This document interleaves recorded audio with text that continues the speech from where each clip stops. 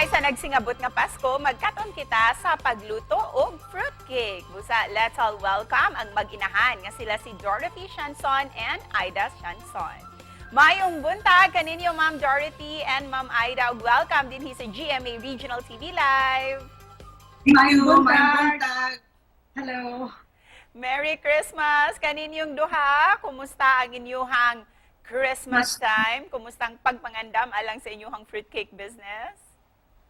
Okay, Quite busy. We're busy actually, pero ang uban started getting their orders, pre-order Since October pa, June. and till now. So anyway, we have ample stocks to cater to some upcoming orders.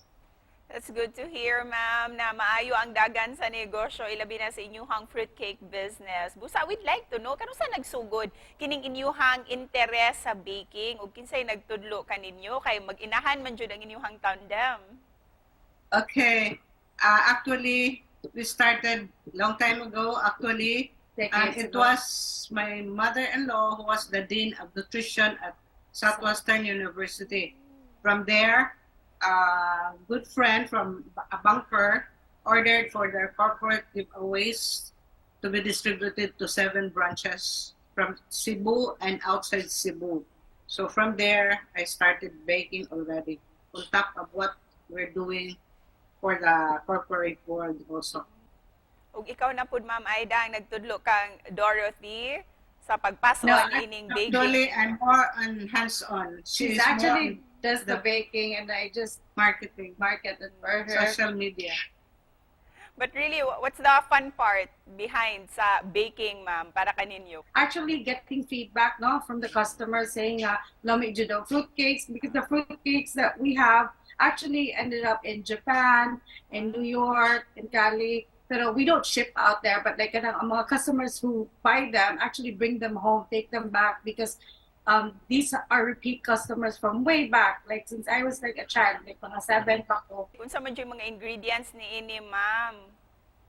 Okay, we have of course, walnuts, premium butter, premium brandy, eggs, dates, raisins, imported raisins.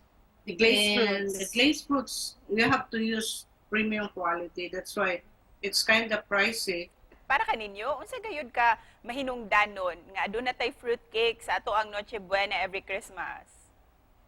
Okay, because not every day we will eat fruitcake. It's kind of pricey actually. So we want to eat something special on Christmas Eve and New Year, and for everybody to partake what we are baking.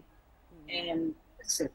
And since everybody gets together during Christmas, the holidays, and New Year's, why not have fruitcake? And before we end this interview, unsay Christmas message ninyo, ma'am, para sa ato ang mga kapuso nga nagtanaw karong buntaga?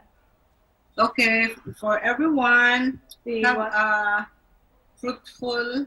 peaceful and fruitful Christmas ahead of us, all of us, and Happy New Year. Merry Christmas and Happy New Year. And Miss also, Cecile. if you want your Christmas a little bit more special, so order our fruitcakes, because it will make your Christmas a little that extra special. And thank you as well for making our morning extra special. Daghang salamat kaninyo, Ma'am Ida and Dorothy. Merry Christmas. Thank you, Miss for having Cecile. us. It's a Merry pleasure. Christmas. Thank Happy you. holidays, Merry guys. Christmas. Thank you. Thank you. Bye. Ciao.